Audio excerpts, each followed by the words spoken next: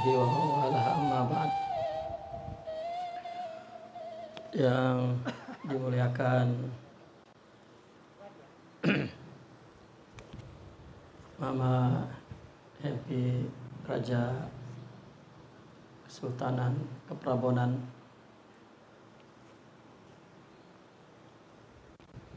kosong kursi sini.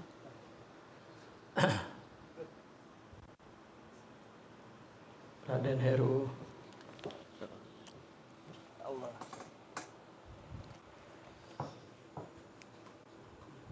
Hadirin muslimin muslimat yang berbahagia,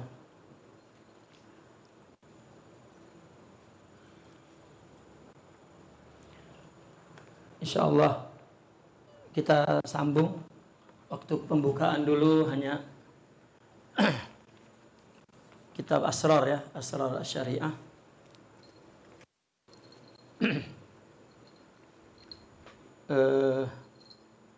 Kitab yang baru ya, yang sambungan dari pengajian kita di Masjid Cipta Rasa. Kita akan baca kemudian nanti insyaallah.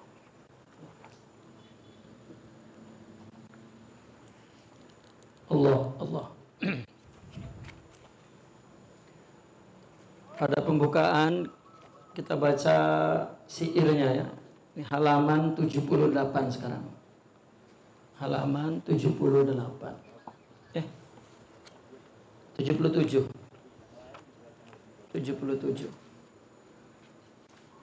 Haqiqatu dzam. Bab ini bercerita tentang membahas tentang dosa ya, tentang dosa. Kita sudah baca syairnya ya, sudah baca syairnya.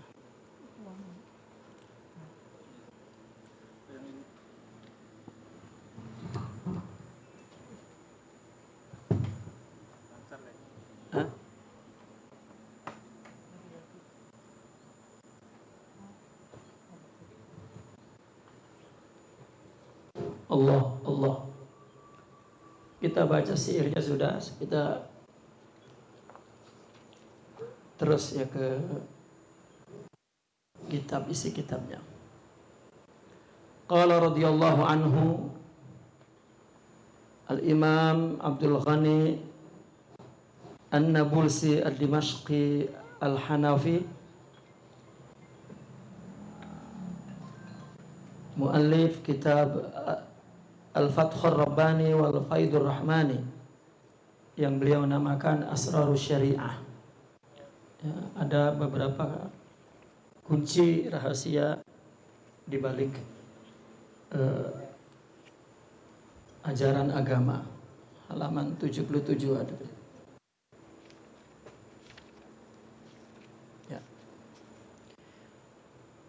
Wa qala radhiyallahu i'lam anna dzamba lahu haqiqah mata ulima sirruh wa mata ulima sirruhu ulima jahruh wa lahu halun wa maqamun wa lahu aksam wa ana atakallamu lakal an fi dzalika bihasabil warid tarjamatan anil ilqa'ir rahmani ba'da bayani dzalika bihasabil amril ilahi al-musamma bismi syariah.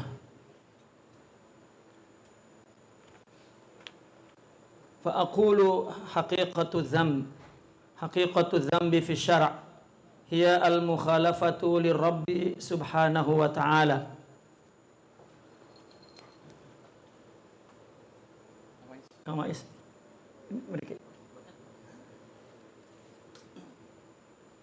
Hiya al-mukhalafatu lirabbi subhanahu wa ta'ala ba'da husuli tabligh anhu fiz zaman. Ketahuilah bahwa dosa mempunyai hakikatnya. Hakikat dosa itu, apabila hakikatnya telah dipahami, maka sirnya, rahasianya yang tersembunyi dapat dimengerti. Wa mata ulima sirruh, kalau sudah dimengerti batinnya dosa, ya, yang tersembunyi itu, maka ulima jahruh, maka actionnya, bentuk-bentuk dosanya juga akan dipahami. Ini yang dibahas, sir dosa, ya, hakikat dosa yang pertama, sir dosa. Walahu halun wa maqam. Dosa juga mempunyai hal, suasana, ya, suasana. Artinya orang yang sedang berdosa itu sebetulnya suasana batinnya itu apa yang terjadi, halnya, keadaannya. Wa maqamun, dan maqam, ya, kedudukan, ya, spiritnya itu kedudukan. Dan juga mempunyai bagian, dosa besar, dosa kecil, dosa. Dan beliau mengatakan bahwa sekarang ini saya bicarakan kepadamu itu berdasarkan warid, pemahaman yang mengalir di dalam jiwa Sidi Abdul Ghani An-Nabulsi. Kalau dia ucapkan dengan kata-kata, itu hanya terjemah anil ilqa'ir rahmani, ya, terjemahan yang tentang apa yang telah didapatkan dari Allah. Tentunya beliau jelaskan juga berdasarkan syariatnya, perintah syariatnya. Hakikatu zambi, hakikat dosa menurut syariat, yang kita disebut zambun, dosa. Kita tentunya sudah mengerti menurut syariat dosa itu adalah al-mukhalafatu lirabbi, menyalahi Allah. Ya, orang berbuat dosa, ya, sering identik disebut dengan mukhalafatus syariah, menyalahi agama, menyalahi syariah, ya, yakni menyalahi Tuhan. Kapan dikatakan mukhalafah? Ba'da husuli tabligh, ya, anhu, ya, fi zaman, setelah, kapan, ya, zamannya itu setelah dia menerima pesan agama, setelah dia tahu tentang agama. Dia sudah mendengar, ya, pesan agama itu tidak boleh, ketika dia lakukan, dia langgar, itu namanya dosa, karena dia menyalahinya. Itu makna menurut syariah. Dalilnya, fa innallaha ta'ala yaqulu wa ma kunna mu'adzibina hatta nab'atsa rasula. Sekali-kali kami tidak menyiksa, kata Allah, kecuali, ya, atau sehingga kami mengutus Rasul. Setelah diutus, dijelaskan syariah, dilanggar, baru namanya dosa. Maka beliau bahas di sini, wa ahlul fatrati baina kulli nabiyyin laisa fi a'malihim dzunubun, katanya. Ahlul fatrah, yang ada di antara nabi, di tengah-tengah sebelum ada nabi, ya, sebelum ada nabi lagi, maka amalnya tidak disebut dosa. Laisa, tidak ada dosa di amalnya. Kenapa? Li adami husuli tabligh fi zamanihim, karena di dalam zaman mereka, di dalam masa hidup mereka itu tidak mendapatkan informasi apa-apa tentang agama. Ya, kalau ada di bumi mana yang tidak sampai ajaran agama, maka yang dia lakukan belum ada yang masuk ke dalam kategori mukhalafah, pelanggaran atau dosa. Tapi bila sudah mendengar, ya dosa. Wa kadzalika man nasha'a fi makanin munqati'in 'anil nas. Nah, itu. Demikian juga orang yang hidup di tempat yang jauh dari orang, terputus. Au aslama fi daril harbi wa lam yuhajir ila daril Islam. Atau dia telah masuk Islam tapi masih berada di negara kafir, belum pindah ke negara Islam. Wa hadza kulluhu bil a'mal bil jawarih. Yang masuk ke dalam kategori dosa menurut syariat yang barusan dijelaskan adalah semuanya amalan-amalan perbuatan yang dilakukan oleh anggota tubuh. Ya. Syariat hanya memberikan peraturan dosa yang dilanggar oleh tubuh. Adapun yang ada di dalam batinnya ya tidak terdeteksi oleh mata, oleh telinga, didengar oleh telinga atau disentuh itu. Nah, maka syariat tidak menetapkan hukumnya. Wa amma dzambul kufri billahi ta'ala fala yu'zaru fihi ahadun li'anna al-akhlaq kafin fi ma'rifati dzalik. Adapun dosa kufur keluar dari agama, kufur kepada Allah, itu sudah tidak ada maaf lagi ya. Dan itu tidak perlu lagi kita bicarakan karena secara akal ya, akal saja cukup memahami perkara ini, mengenal ini. Fa innallaha ba'atsahu ila kulli insanin hadiyan, karena Allah mengutus ya, kepada manusia itu adalah sebagai hadi, sebagai pembawa hidayah, petunjuk. Bisyarti tashihin nazri bihi bi ayatihi wa hujazihi allati nasabaha dalam alaihi fil afaqi wa fil anfus. Dengan syarat nazarnya ya, tashih nazarnya baik di dalam ayat, dalam hujah yang dikondisikan sebagai dalil kepada Allah ya. Baik di alam semesta dan di dalam diri manusia. Itu akal. Akal itu Allah kirim, Allah ciptakan kepada setiap manusia sebagai alat, sebagai petunjuk. Syaratnya ya akalnya sehat. Gitu. Sehingga dapat memahami ayat tanda-tanda itu.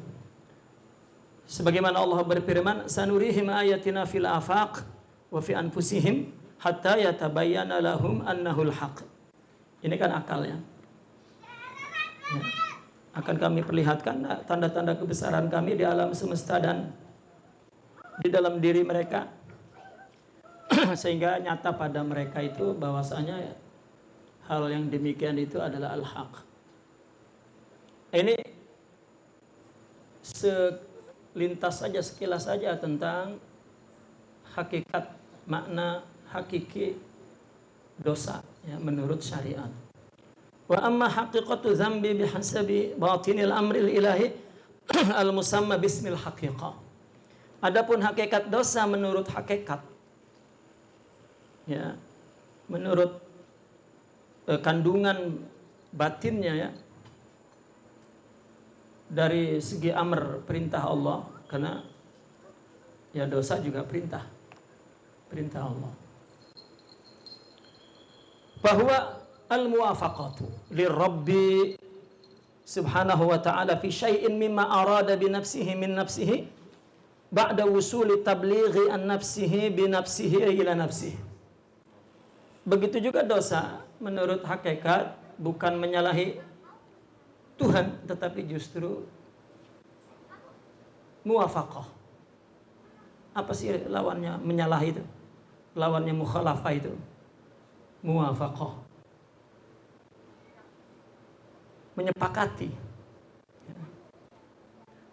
Menyalahi. Ya, enggak.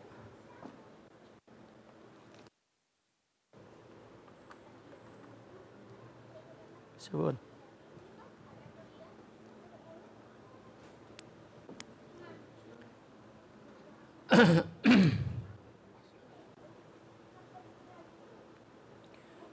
Bahwa al-muwafaqatu li Rabbi ya, subhanahu wa ta'ala fi syai'in mimma arada bi nafsihi min nafsihi ba'da wusuli tablighi an nafsihi bi nafsihi ila nafsihi. Jadi dosa menurut hakikat bukan menyalahi Allah ya, malah muwafaqah ya.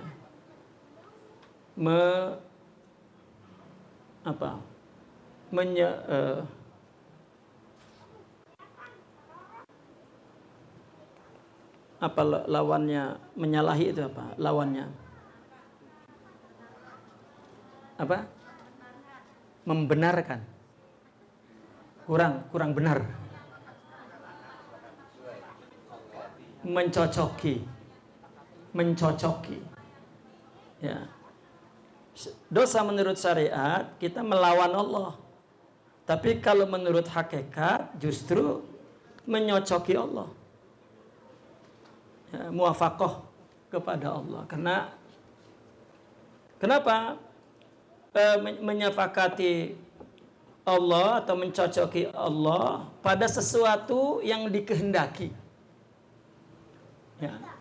Yang dikehendaki dengan Allah, oleh Allah, dari Allah. Ya. Setelah disampaikan oleh Allah sendiri dan dari Dia sendiri kepada dirinya sendiri.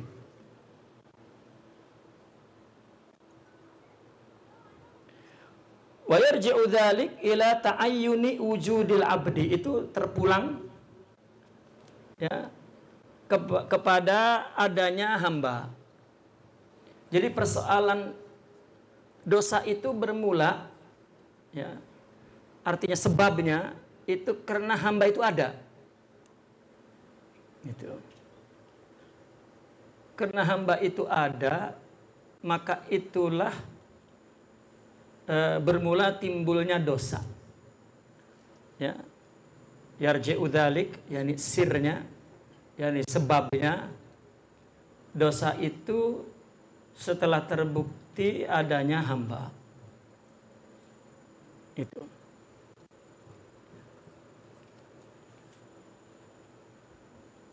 Jadi permulaan dosa itu ya wujudu al-abdi, wujudul al-ghair. Ya. Allah berfirman, "Qul innama harrama rabbil fawahisha ma dhahara minha wa ma batan. Wal isma wal baghya bighairil haqq. Wa an tusyriku billahi ma lam yunazzal bihi sultana. Wa an taqulu 'ala Allahi ma la ta'lamun." Yang diharamkan oleh Allah, katakanlah, yang diharamkan oleh Allah hanyalah yang fawahish. Baik yang zahir dari fawahish itu atau yang batin. Di sini dalil ada dosa zahir, ada dosa batin. Dan juga yang diharamkan al-isma wal baghya, dosa kezaliman bi ghairil haq. Ya, di sini dalilnya bi ghairil haq, yakni bi ghairillah. Ya, adanya isim, adanya baghi itu karena bi ghairil haq.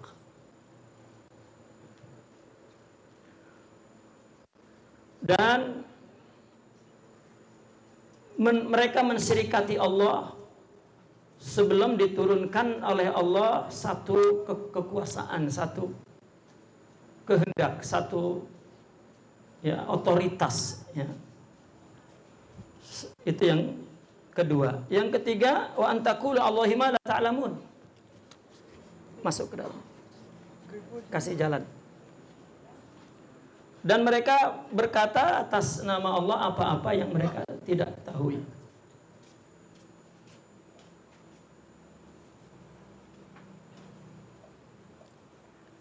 Apa yang dikatakan al-baghi, al-ism, al-fawahish, itu dosa semua. Baik yang zahir dan yang batin. Nah, itu yang diharamkan oleh Allah. Bi ghairil haq. Ya, kalau bil haq tidak.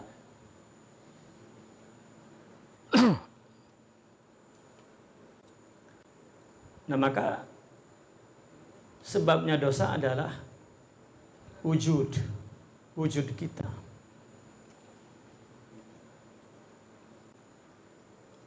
Maka konsepnya begini, bahwa kita ada itu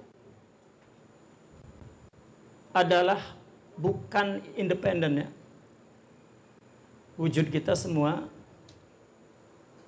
adalah suratul haq, surah ya, Allah ya, rupa yang dikehendaki oleh Allah.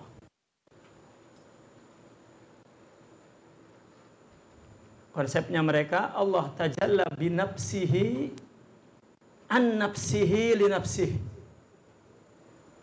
Allah menciptakan manusia, ya, tapi menjelmakan manusia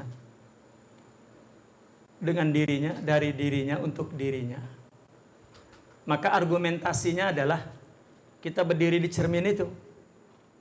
Kita berdiri di cermin dan muncul gambar di cermin. Maka yang di dalam cermin itu surah namanya. Jelmaan kita. Dia menjelma dari mana? Dari diri kita. An-nafsi. Ya. Dan ketika kita berdiri di cerminnya, binafsi, bawa diri kita, bukan bawa diri orang lain. Dan ketika muncul, untuk siapa itu? Linafsi, untuk diri kita. Kita kan bercermin untuk melihat diri kita. Itu argumentasinya itu. Jadi kalau dikira mereka menuduh orang sufi bahwa Allah masuk ke dalam diri manusia, salah. Dan sebenarnya ini yang perlu kita potong. Sebenarnya konsep ini hanya ingin menjelaskan bahwa Allah tunggal, ada, dan ada itu hanya Allah saja, yang lain tidak ada, yang lain ciptaan Allah. Sederhana itu sebetulnya. Tapi mumet, karena kita ini merasa ada. Mumetnya itu begitu. Ya, karena kita ini merasa ada terus. Coba, kapan kita tidak merasa ada itu? Ya, kapan kita tidak merasa ada? Sehingga ada yang menjelaskan bahwa fana itu bukan kita bukan kita menghilangkan diri kita, melenyapkan diri kita. Karena kalau kita perlu dilenyapkan, berarti kita mengakui kita ada. Wong sesuatu yang kita ini tidak ada kok. Maka sesuatu yang tidak ada ya tidak perlu ditiadakan. Ya tidak ada. Jadi kita hanyalah cerita tentang dia. Untuk melihat dia, itu hanya pada diri kita. Man arafa nafsahu faqad arafa rabbahu. Dan ini sesuai dengan akidah sifat 20. Ketika akidah itu menyebut wujud, itu yang wajib Allah. Selain Allah, adamun, dan adamnya wajib. Ya kan kita sudah hafal itu sifat 20. Wajibul wujud itu kan Allah. Kalau selain Allah, ya, yang paling serupa dengan Allah kan manusia. Karena dia khalifahnya. Lalu itu pun kita dikatakan adamul wujud. Tidak ada. Wajibul adam, bukan wajibul wujud. Wajib tidak ada. Kan selesai sudah. Jadi tidak perlu ditiadakan, karena sudah tidak ada.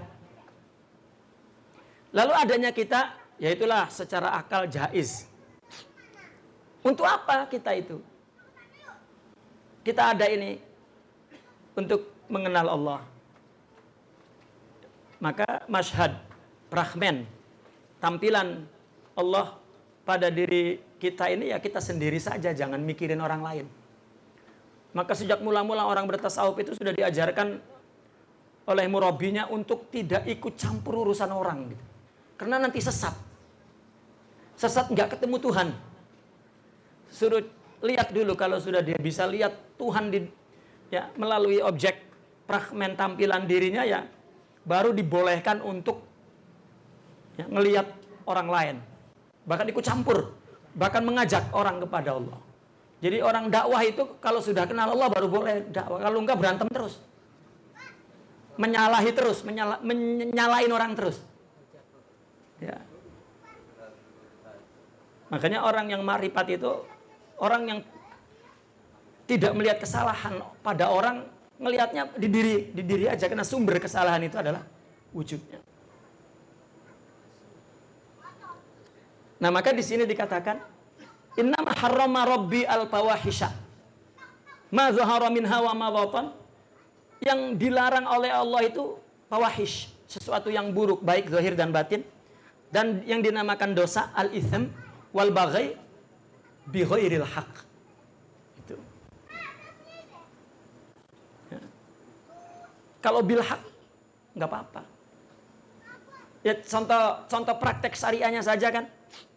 Kita perang membunuh kalau dengan nafsu nggak boleh, tapi kalau dengan perang boleh. Kita menjalankan hukum Allah, potong tangan, takzir, apa, itu mesti bil haq. Kalau begairil haq tidak boleh. Artinya kita memang benci dengan orang itu. Pas pisan orang itu salah. Wah, udah hukumnya takjir, udah takjir aja biar saya yang takjir. Mau sambil nakjir sambil dendam. Nah, ini namanya bukan menjalani hukum Allah, dendam. Zohirnya saja hukum Allah itu. Itu nggak boleh sebetulnya. Ya.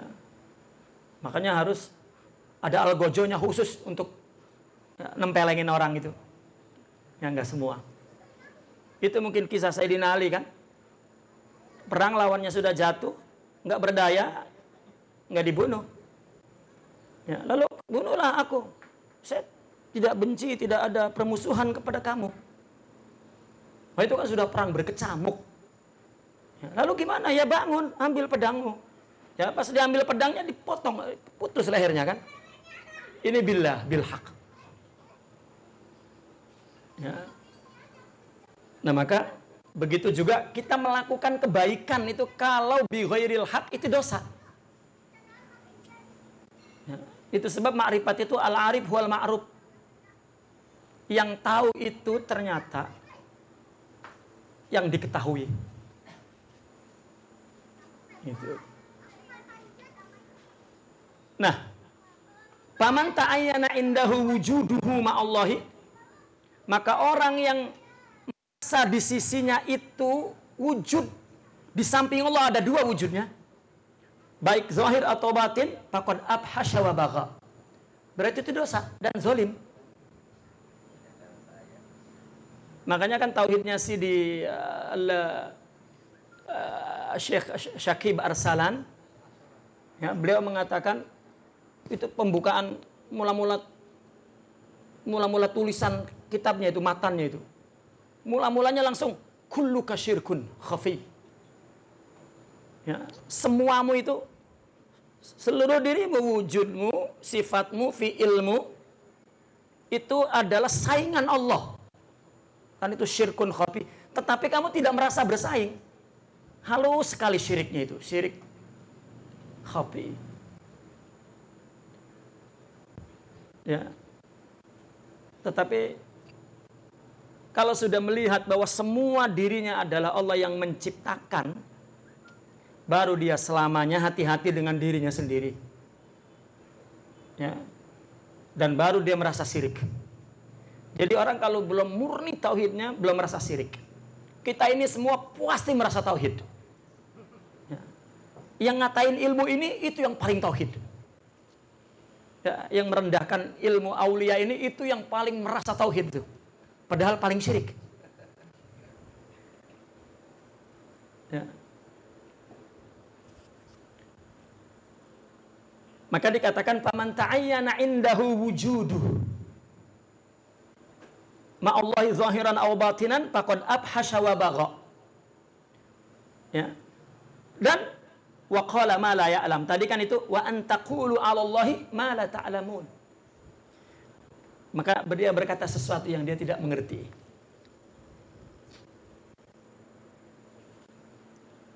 Wadzalika, kenapa demikian? Li anna ta'ayyunati fil wujudil hadisi innama hiya li bayan imtiyazi al muhaddarati sifatiyati litatafassala mujmalatuha wa tatabayyana kamalatuha.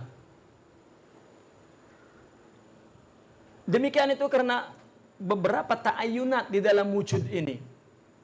Kenapa dibilang beberapa ta'ayyunat? Itu mungkin konsep mereka menjelaskan tentang makhluk ciptaan dari zat Allah ke sifat, dari sifat ke fi'il yang paling ringkas, baru kemudian menjelma dalam bentuk ciptaan itu, yaitu wujud yang hadis.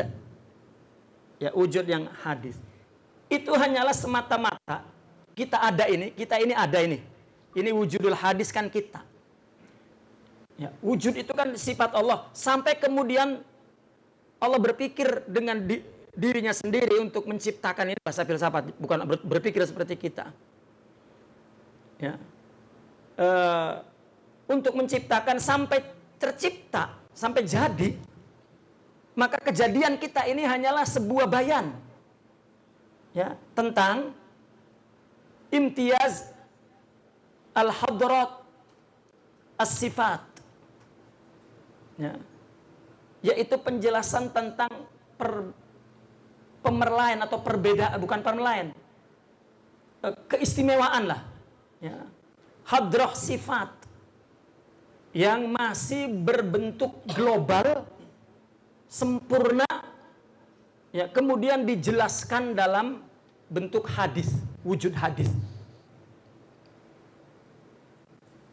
Ya. Mereka teorinya tuh wujud ini seperti ruang yang kecil sekali. Maka kan ada ungkapan begini. Orang masuk surga kalau mampu masukin ontak ke lubang jarum. Bahkan mustahil itu. Kayaknya sirkus juga nggak bisa itu masukin ontak ke lubang jarum.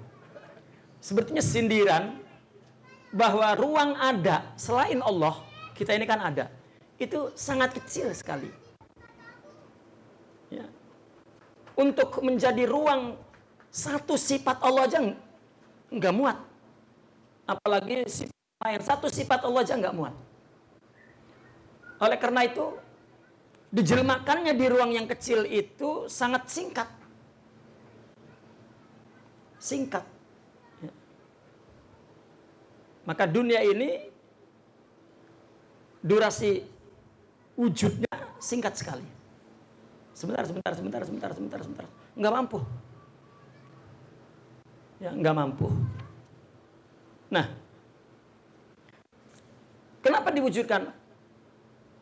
Itu untuk menjadi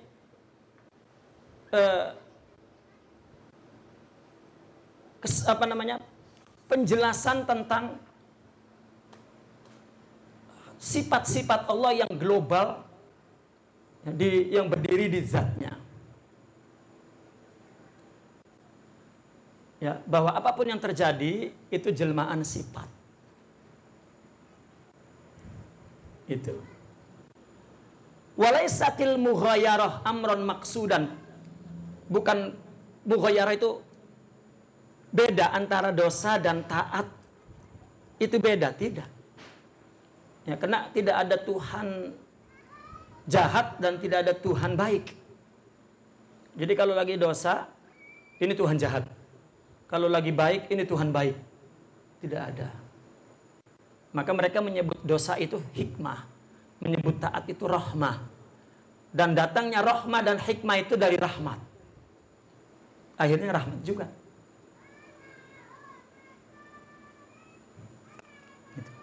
Wa innama lazimat min zuhuri haqaiqi ba'dis sifat. Tetapi itu merupakan konsekuensi, ya, dari munculnya zahirnya hakikat sebagian sifat yang lain.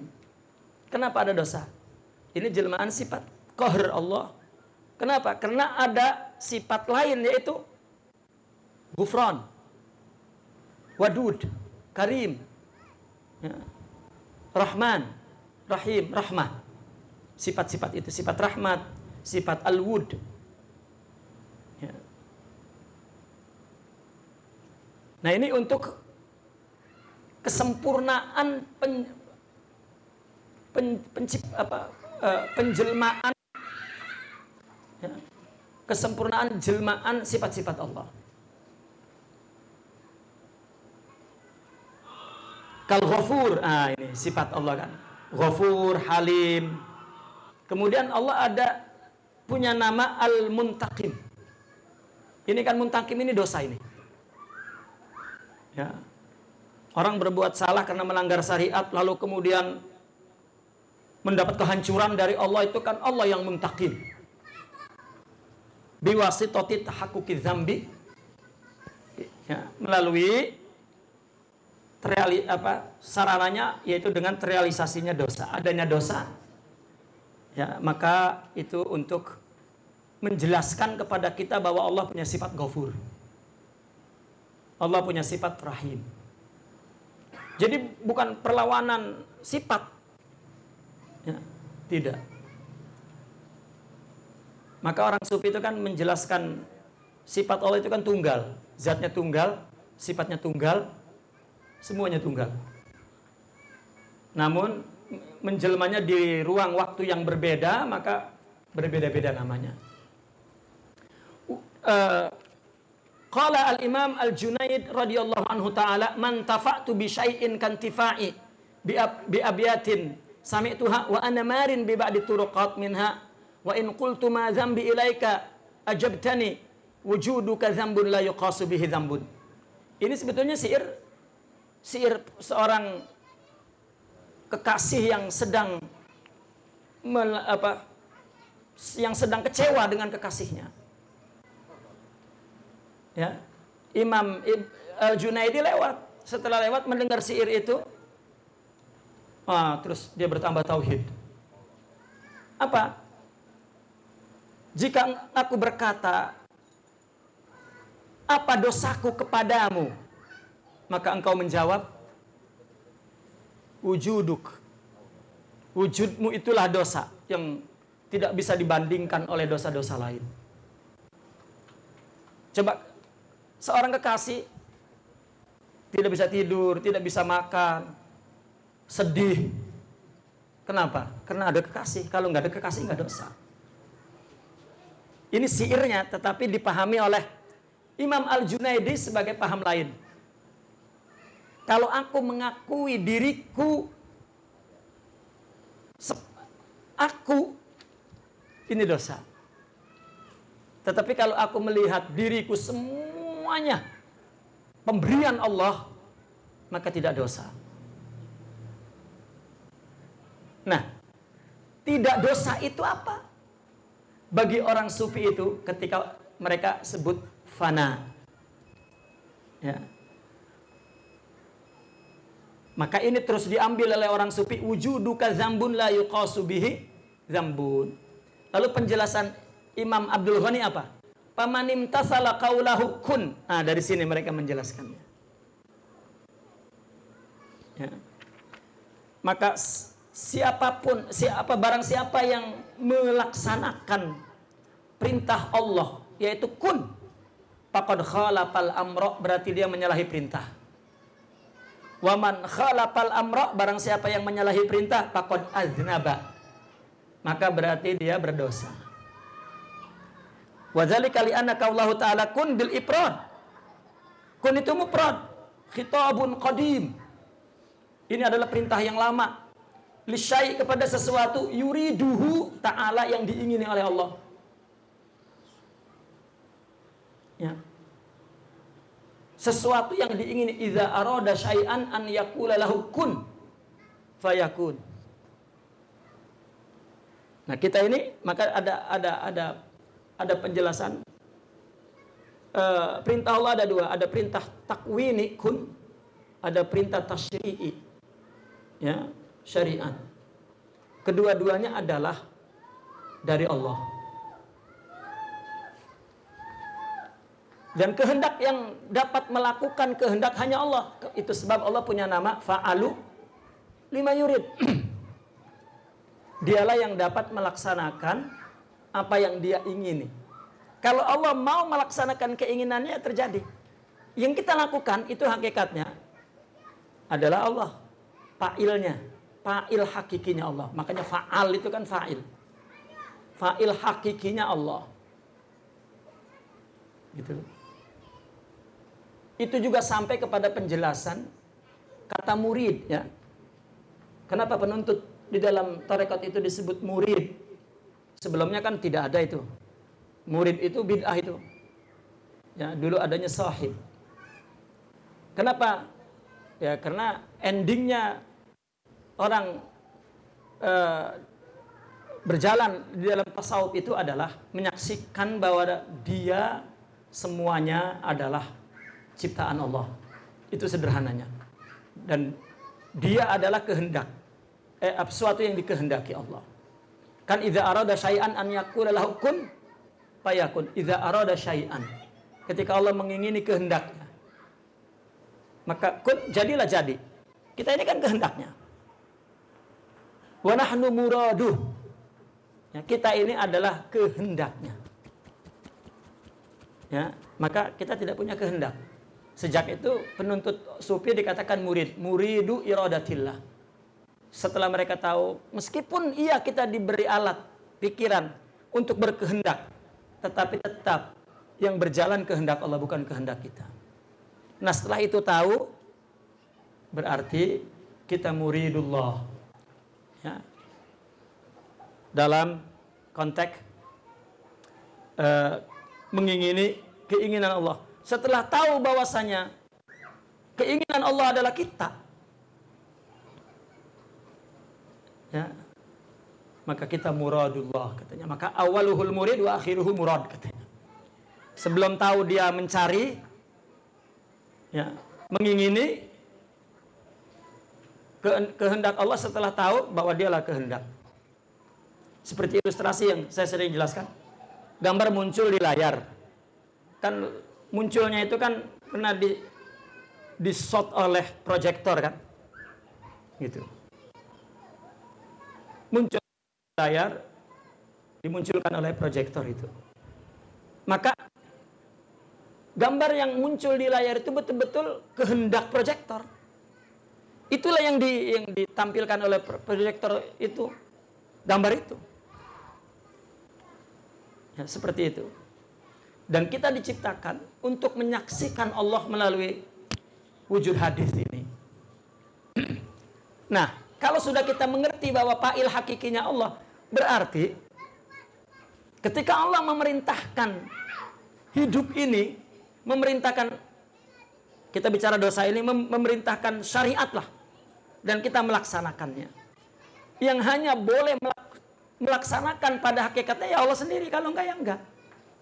Siapa yang boleh menggerakkan gambar di layar itu ya proyektor sendiri. Ya, enggak ada gambar itu jalan sendiri, tidak ada. Kasbi itu juga ciptaan Allah, yang baterainya itu wattnya itu sudah diberi oleh Allah. Gitu.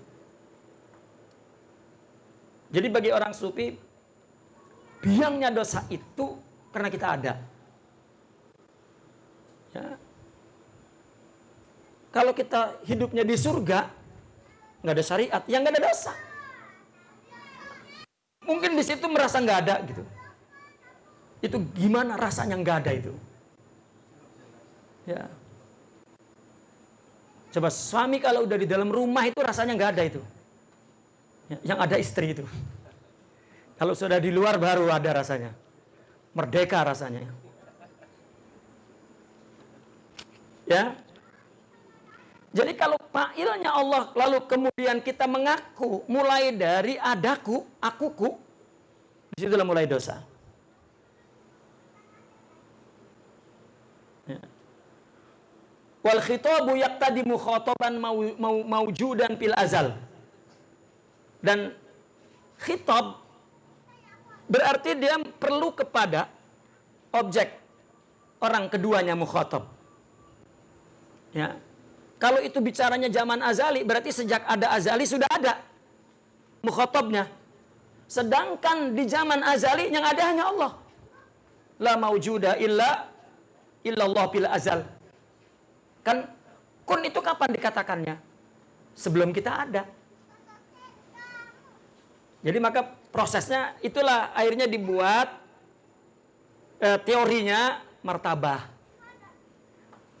Ya, kalau sederhananya saya mengilustrasikannya begini, walillahi al-masalul a'la. Kita kan punya konsep misalnya untuk menciptakan. Lalu kan kita berpikir dalam diri kita, aku akan membuat satu benda ini. Ya, maka sudah apa? Sudah kita ciptakan dalam pikiran kita. Itulah Lauhul Mahfuz namanya. Sudah kita ciptakan dalam pikiran kita itu, dalam ilmu Allah. Ya. Itu Lauhul Mahfuz disebut. Ini perumpamannya kita. Sudah. Nanti ketika kita jelmakan, itu persis seperti apa yang ada dalam konsep ini. Ya bedanya kita kan nuksan, Allah kan kamal, kita kan ada berubah-berubah. Jadi wajah sabahnya harus dibatasi ya. Jangan dibuka lebar-lebar. Itu hanya pada batas martabahnya saja. Urutan menjelmakan satu perkara. Kita berpikir dalam diri kita, ya, kemudian kita maka terjelma. Empat tingkat, 4 fase. Fase jelmaan ada, fase penciptaan buat konsep diletakkan di ilmu, itu di Lauhul Mahfuz. Yang mundur lagi adalah diri kita sendiri ada, maka wujud ini sifat, ini af'al fi'il, ini baru hasil kerja infial. Jadi ada 4 martabat. Itu mereka membantu kita untuk memahami yang apa yang mereka para aulia paham tentang Allah wal makhluk wal insan. Nah, maka wujud ini bukan berdiri sendiri.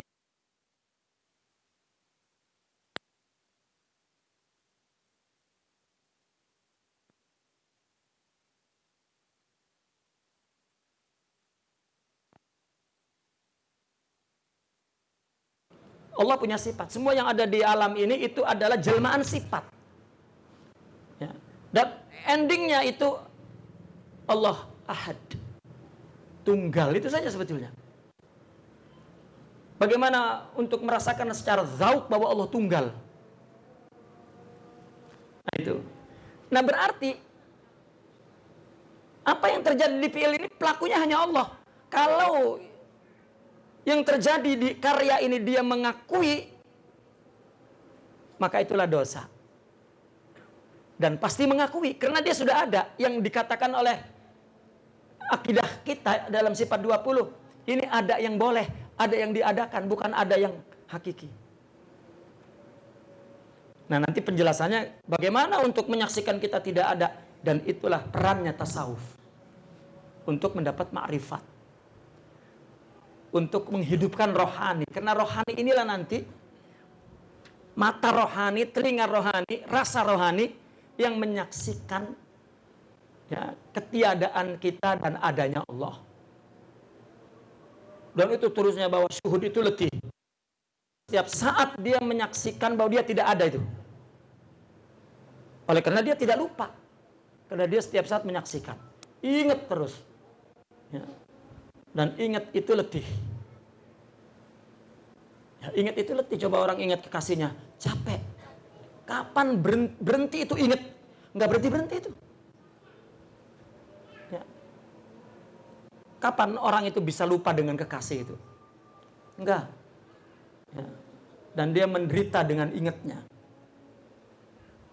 Nah inilah ma'rifat. Jadi ketika dia melakukan sesuatu yang dinisbatkan kepada dirinya, itulah dosa. Allah. Ya.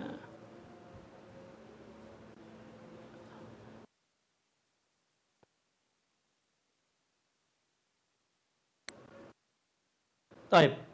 Wala syakka anna lillahi hadratain. Allah punya 2 hadrah. Punya haribaan. Punya 2 haribaan itu. Pertama hadrat zat. Allah punya keharibaan zat. Wahai qailah, yang berkata. Watsaniyah hadrah sifat. Ya, yang kedua adalah hadrah sifat. Wahai al-mukhatabah fil azal. Jadi Allah dulu ngomong sama siapa? Sama dirinya. Ya kita kalau nggak punya sifat, nggak ngomong. Artinya begini, kalau kita tidak punya kemahiran bikin sesuatu yang nggak ngomong. Ya, kalau kita punya kemahiran bikin sesuatu, ngomong. Bikin bakso. Ya karena kita punya sifat bakso. Ya punya ilmu bakso. bikin furniture. Kapan bikin? Sekarang, ya. Gitu. Jadi ketika di zaman azali Allah berkata kun, itu Allah berkata kepada dirinya sendiri. Ya, aku mau menciptakan alam semesta serta isinya, dan isinya sekian-sekian, dan perilakunya sekian-sekian, dari A sampai Z, semuanya itu. Itu semua ada dalam ya, dialog zat dan sifat yang syariat menjelaskannya Lauhil Mahfuz. Nah, kita sanggup itu menerima pernyataan zat dan sifat, tetapi ya, agama sudah memberikan istilah bahwa semua yang terjadi pada diri kita di sini itu sudah tertulis di Lauhil Mahfuz. Baru akal tidak letih memahaminya, karena sama dengan yang ada di alam ini. Ya, akal kan hanya alat untuk memahami yang ada di alam ini. Kalau dikatakan bahwa kita ada tulisannya di sana, apa yang terjadi di sini? Oh iya, sudah, nggak lelah. Ya, beres, sudah nggak mikir lagi, karena akal ringan, bebas. Tapi orang sufi ya ingin mengensel akal sedikit masuk ke dalam batin. Nggak ada itu Lauhil Mahfuz. Memang lauh itu kan papan tulis. Di mana gantungnya? Nah, kalau diajak begitu akal mundur lagi tuh. Waduh. Ya. Lauh kan papan. Ya, mahfuz yaitu ilmu Allah, ya, yang terpelihara di situ, yang disimpanlah, katakan di situ. Tetapi orang sufi tidak, itu kan untuk akal, untuk am katanya.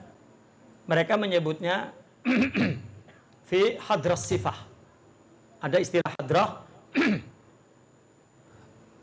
Ada lagi yang lebih mudah menurut mereka, al-a'yanus tsabitah. Kalau di dalam ilmu itu orang filsafat menyebutnya, ya, fi ilmillah atau fi al-alamil ad-dakhili. Ya. Baik.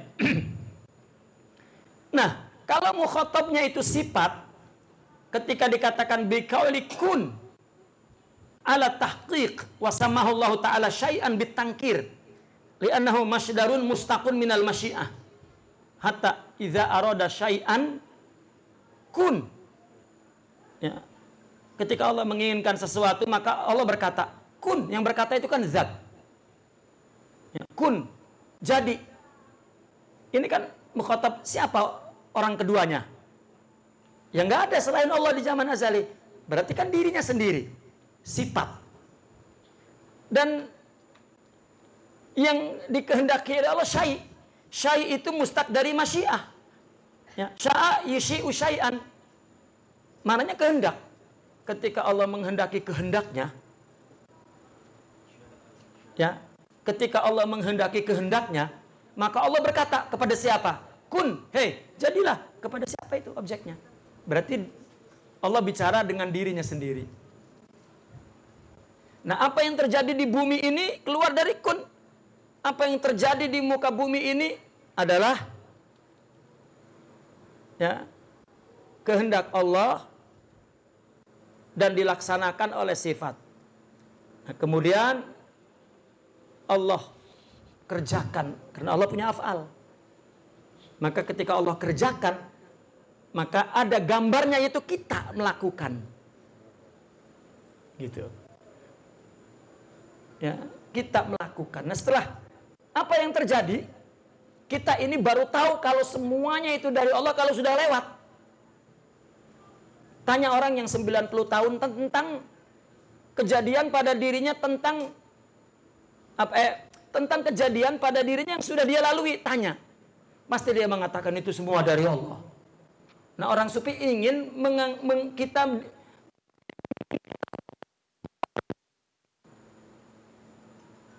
ya. Itu yang diungkapkan oleh Imam Ibnu Arabi, yang beliau nisbatkan kepada perkataan para sahabat, ma ra'aitu syai'an illa ra'aitullaha qablahu. Yang di bawahnya lagi, ma ra'aitu syai'an illa ra'aitullaha indahu. Ma ra'aitu syai'an illa ra'aitullaha ba'dahu. Yang paling tinggi yang pertama tadi, tidaklah aku melihat sesuatu melainkan aku sudah melihat Allah sebelumnya. Yang di bawahnya, tidaklah aku melihat Allah melihat sesuatu melainkan aku melihat Allah ketika sedang terjadi. Yang di bawahnya lagi, tidaklah aku melihat Allah melainkan tidaklah aku melihat sesuatu melainkan aku melihat Allah setelahnya. Nah, bagi yang tidak ma'rifat, ma ra'aitu syai'an wala ra'aitullaha abada. Tidaklah aku melihat sesuatu dan selama-lamanya aku tidak melihat Allah. Yang aku lihat adalah aku sendiri. Itu ghaflah. Nanti ini kalau sudah terjadi baru ternyata dari Allah ya. Nah, sejak itu kalau yang terjadi adalah kehendak Allah, ngapain kita punya kehendak? Maka dalam terminologi orang sufi, irodah itu tidak ada bagi manusia. Irodah itu sifat Allah, selesai. Lihat di sifat 20, hayyun ilmun irodatun qudratun. Ya. Kita majazi semua. Hayyun kita majazi karena hayyun kita hayy Allah, ilmu kita ilmu Allah, irodah kita irodah Allah. Berarti bukan irodah kita. Apa yang kita sebut irodah itu di luar terminologi sufi dipakai. Ya, mungkin oleh Al-Quran, oleh hadis itu lughatan. Tapi orang sufi istilahan. Irodah hakikiyah Allah yang punya. Orang sufi, apa yang kita sebut kehendak, keinginan, itu keluar semua dari tubuh. Dan nafsu namanya. Hawa, syahwat, itu yang kita katakan irodah itu syahwat, hawa. Kapan orang sufi mengatakan irodah? Apabila kehendak itu datang dari sifat rohani. Ma'rifat. Dan ternyata ketika dia ma'rifat, justru dia tidak mengakui itu iradah dia, iradah Allah. Jadi ya sudah murid aja, muridullah saja.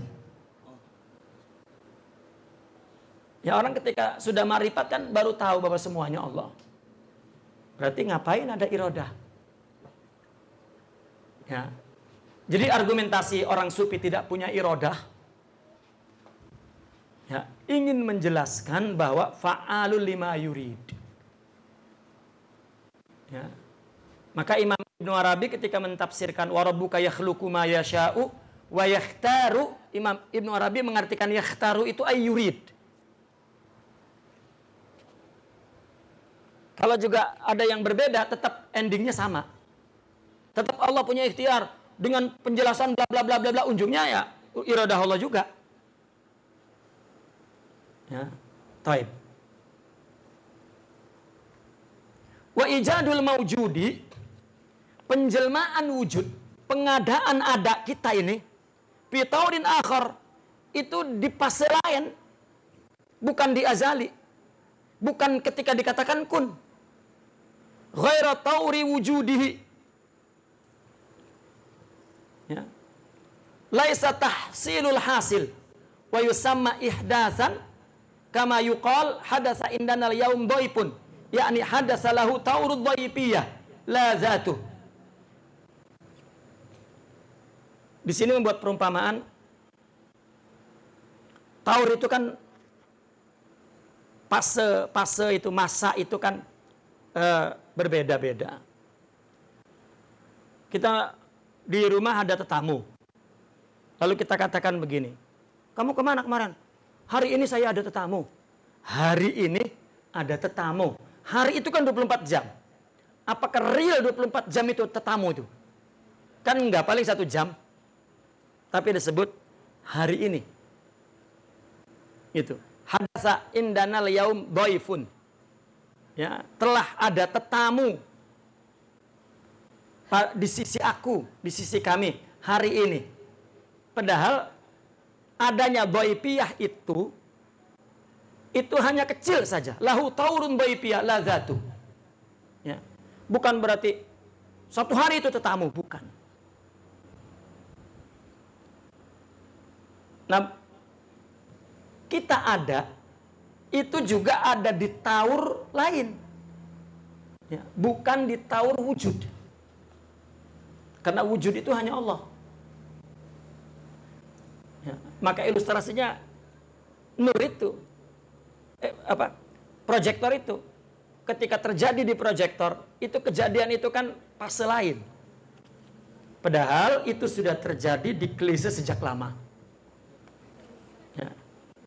apa yang terjadi di bumi ini itu kita menyebutnya sudah tertulis di Lauhil Mahfuz. Artinya sudah ada di dalam ilmu Allah, iradahnya. Berarti yang terjadi ini itulah surah iradahnya. Semuanya yang melakukan siapa? Allah. Ini diketahui setelah makrifat. Sebelum makrifat kita merasa kita semua yang melakukan. Sama seperti orang sufi berbicara tentang tentang akhlak. Orang sufi berbicara tentang akhlak. Akhlak kan bermacam-macam nama, sabar, ridho, syukur dan sebagainya. Orang sufi mengatakan akhlak itu tunggal. Ya. Dengerin ya, Bu. Akhlak itu tunggal. Orang sufi menamakan akhlak itu nur, sudah tunggal. Ya. Ketika Allah kasih nur di hati kita, maka dalam kondisi apapun dia akan tunduk kepada Allah.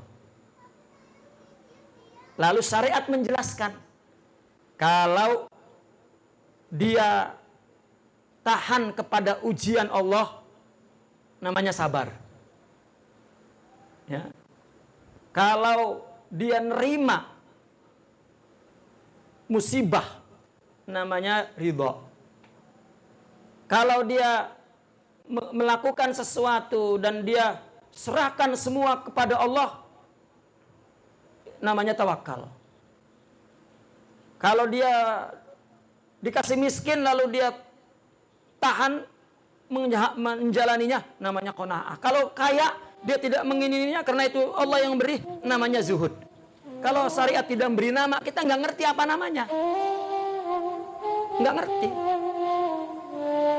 Maka ketika dikasih nur dan dia mampu